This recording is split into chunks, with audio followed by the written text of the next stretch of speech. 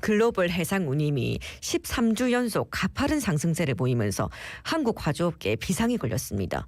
최근 들어 글로벌 해상 운임이 상승세를 보이는 이유가 뭔지 알아보고야 글로벌 해상 운임의 기준이 되는 지표가 있는지 그리고 해운 시장의 전망은 어떨지도 살펴보겠습니다. 예, 동명대 국제통상물류학과 우종균 교수 전화 연결돼 있습니다. 교수님 나와 계시죠? 안녕하십니까? 안녕하십니까? 네, 안녕하십니까? 자, 글로벌 해상운임이 치솟고 있다라는 소식. 그럼 글로벌 해상운임의 기준되는 지표가 있겠죠? 네, 그렇습니다. 가장 대표적인 글로벌 해상운임 지표는 상하이 컨테이너 운임 지수입니다. 상하이 컨테이너 운임 지수는 상하이 해운거래소가 2005년 12월부터 매주 15개 항로의 운임을 조사해서 발표하는 운임 지수입니다. 예, 말씀하신 운임 지표, 이 상하이 컨테이너 운임 지수의 최근 변동 내역에 대해서도 좀 짚어주실까요? 네, 지난주 즉 7월 첫째 주 상하이 컨테이너 운임 지수는 3,733.8 인덱스 포인트를 기록하면서 네네. 13주 연속적으로 그리고 큰 폭으로 상승했습니다. 이는 지난 2023년 11월 24일 최저치였던 993.21 인덱스 포인트를 대비하면 어이구. 312%나 상승한 것이니까 약 7개월 동안 3배 이상이 오른 겁니다. 이는 2022년 7월 이후 지난 2년간 최고치입니다. 글로벌 최대 항로인 아시아 북미 항로, 아시아 유럽 항로의 운임 상승이 두드러지게 나타나고 있는데요. 특히 북미 동안의 경우 40피터 컨테이너, 즉 1FEU당 9,945달러까지 상승했습니다. 이는 연초 대비 약 4,500달러가 오른 것이니까 약 2배가 오른 것이죠. 그리고 아시아 유럽 항로, 아시아 지중해 항로도 연초 대비 50%에서 약 65% 정도 해상 운임이 오른 것으로 집계되고 있습니다. 컨테이너뿐만이 아니라 석탄, 철광석, 비료, 곡물 등 드라이 벌크 화물의 운임도 빠르게 상승하고 있습니다. 드라이 벌크 화물의 운임을 알려주는 발틱 운임 지수는 7월 첫째 주 2,179 인덱스 포인트를 기록하면서 2023년 평균치인 1,379 인덱스 포인트 대비해서 58%가 상승했습니다. 2022년 초 사상 최고치까지 상승했던 해상 운임이 2023년 하향 안정세를 유지하다가 올해 3월부터 급상승하면서 그야말로 롤러코스터와 같은 상승 하락 추세를 반복하고 있습니다. 야, 이게 무슨 뭐 코인 하는 것도 아니고 막 3배 올랐다 그러고 2배 올랐다 그러고. 근데 이렇게 글로벌 해상운임이 다시 가파르게 뭐 상승하는 이유가 뭡니까? 네, 글로벌 해상 운임은 주로 수요와 공급의 균형이 깨지면은 발생이 되는데요. 예. 이번 해상 운임의 급상승은 수요와 공급이 모두 균형이 깨졌다라는 점에서 좀 특이합니다. 이거를 이제 주로 5가지 불확실성의 그 원인을 지적하고 있는데요. 네네. 좀 말씀을 드리면 우선 아시아 유럽 항로의 경우에는 이스라엘 하마스 전쟁의 위협으로 수에즈 운하를 활용하지 못하는 선사들이 남아프리카 희망봉을 거치는 우회 항로를 활용하고 있습니다. 이러면서 이제 운항 비용이 증가되고 선복 부족 현상이 나타나니까 지속적으로 운임이 상승하고 있는 상황이고요. 네네. 둘째는 아시아 북미 항로입니다. 아시아와 북미 동안을 연결하는 파나마 운하가 지속적인 강수량 부족으로 물이 부족하니까 선박 통행 능력이 하락하면서 일일 선박 통행량이 약 30% 감소했습니다. 이는 이제 파나마 운하의 선박 통행량뿐만이 아니라 통행 속도와 대기 시간까지 늘어나면서 운항 비용이 증가하고 선복 부족 현상이 또 나타나는 것이 돼서 운임 상승이 지속적으로 나타나고 있습니다. 세 번째 요인은 미국 동부, 동남부에 항만 노동자가 가입되어 있는 국제 항만 노동자 협회가 노사 협상 실패에 따라서 9월부터 파업을 하겠다라고 예고를 하면서 불확실성이 증가하고 있다는 점입니다. 이 사항은 미국 동남부 지역은 물론 미 서부 지역까지 파업으로 연결될 수가 있다는 점에서 좀 심각한데요. 예. 이에 따라서 이제 미국 수출 당사자인 화주들은 파업이 일어나기 전에 조기 수출을 해야 되겠다라고 판단을 하면서 해상 운송 수요가 크게 증가하고 있는 상황입니다. 좀 정리를 해보면 대륙을 연결하는 아시아 유럽, 아시아 미주 여기에 네트워크가 동시에 문제가 발생된 것입니다. 네, 말씀해주신 세 가지 요인 외에도 미중 무역 전쟁 여파로 또 이 중국이 뭐 컨테이너선을 싹쓸이하고 있는 현상이 벌어지고 있다 하는데 이게 또 글로벌 해상 운임 상승의 원인이라고요. 네, 그렇습니다. 바로 이제 이 요인은 중국발 밀어내기 화물의 급증이다라고 말씀드릴 수 있는데요. 예.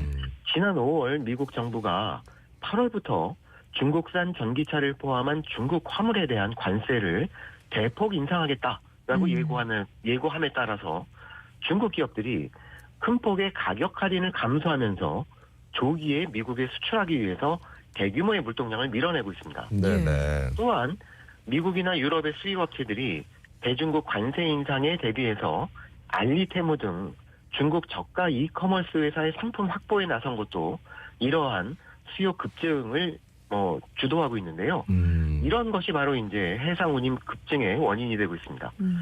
그런데 마지막 요인은 말씀드린 세 가지 불확실성과 특이 사항이 전통적인 해운 시장의 성수기와 겹치고 있어서 보다 그 파격이 그 효과가 크게 나타나고 있다는 점입니다. 예. 해운 시장은 이제 전통적으로 6월, 7월이 성수기고요. 네네. 9월부터 12월까지가 추수감사절, 블랙프라이데이, 크리스마스, 신년 여기를 대비하기 위한 해상 운송 수요가 급증하는 성수기인데요. 네네. 이런 불확실성과 이런 성수기가 만나니까 파급 효과가 더 크게 나타나고 있습니다. 그 스웨즈운하 그리고 뭐 파나마운하 이런 것도 항행이 좀 불투명하고 좀 어렵고 그리고 이제 미국 동부의 항만 노동자들 이제 파업을 앞두고 있고 서부 노동자들도 좀 파업할 것 같고 미중 무역의 여파로 관세 오르기 전에 빨리 뭐 수출해야 되는 그 심정도 있고 또 빨리 좀 수입 상품을 확보해야 되는 것도 있고 이게 안 오를 수가 없거든요. 지금 보니까. 그러면 전 세계 수출 화주들은 현재 어떤 상황입니까? 네. 외신에 따르면 올해 화주의 물류 비용이 전년 대비 50% 이상 상승했다고 합니다. 예. 주요 외신들은 물류 비용의 상승은 비용 증가 요인이기 때문에 올해 화주들의 수익률이 크게 하락할 것이다 라고 전망하고 있는 상황이고요. 네네. 이것은 이제 전체적인 글로벌 경제 성장률에도 영향을 미칠 것으로 생각이 됩니다. 이제 중요한 것은 이제 우리나라 화주인데요. 예. 물류비의 상승에 따라서 수익성이 하락되는 것은 물론이고 최근에는 수출을 위한 선박 예약도 어려운 상황입니다. 이는 글로벌 전기선사들이 중국 항만에서 화물을 가득 선적하고 가득 찼으니까 부산항이 지향하지 않고 바로 북미로 향하는 비율이 증가하고 있기 때문입니다. 외신에 의하면 중국 항만에서 화물이 급증하면서 네네. 중국 화주들이 프리미엄 비용, 즉 뒷돈을 주면서까지 선복 예약을 싹쓸이하고 있다고 합니다. 예.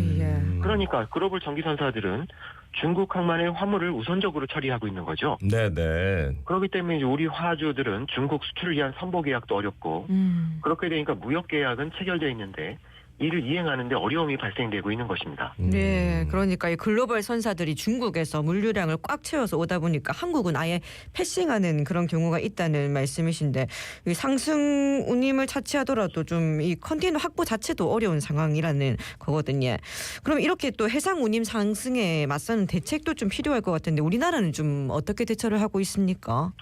네, 정부는 경제관계 차관회의를 개최하고 스트림 물류 대응 방안을 마련하고 있습니다. 네. 주요 내용을 살펴보면 7월 중에 북미 중동 지역에 9,000톤급 선박 3척을 임시적으로 투입하고 하반기 중에 신조 대형 선박 7척을 연속적으로 투입한다라는 계획입니다. 예.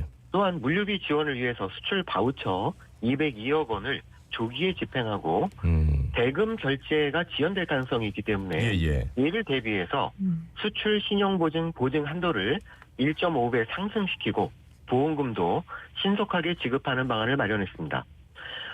관계부처인 해수부는 상하이 컨테이너 운임 지수가 3,900 인덱스 포인트를 넘어설 경우 상회할 경우 위기로 인식하고 즉각적인 대응 체계를 마련하겠다라고 발표를 했고요. 네네. 이 경우 해수부는 지금보다 더 강력한 대응 방안을 발표할 것으로 예상이 됩니다. 앞으로 코로나 팬데믹 때와 같은 물류 대란이 재현될 수도 있다. 뭐 이런 우려도 나오고 있더라고요. 분명히 그런 징조들이 많이 나타나고 있어서 여기에 대해서도 좀 설명을 부탁드리겠습니다. 네, 전 세계 경제 물류학자들이 공통된 목소리로 물류 공급망의 불확실성이 확대될 수 있다라고 우려하고 있습니다. 이는 이번 해상운임 급상승의 원인이 일시적인 변화도 있지만 단기간 해결되기 어려운 문제가 지속적으로 그리고 계속적으로 발생되고 유지되고 있기 때문입니다. 네. 특히 이제 미국 무역 전쟁은 더욱 심각한 상황으로 전개될 것으로 예상이 되고 있는데요. 뭐 그 가운데서도 또 수에즈 파나마 운하와 같은 글로벌 공급망의 핵심 지역에서 계속적으로 불확실성이 증가하고 있다라는 것도 문제고 네네. 또한 중국 대만 해협의 리스크도 계속 증가하고 있습니다. 음.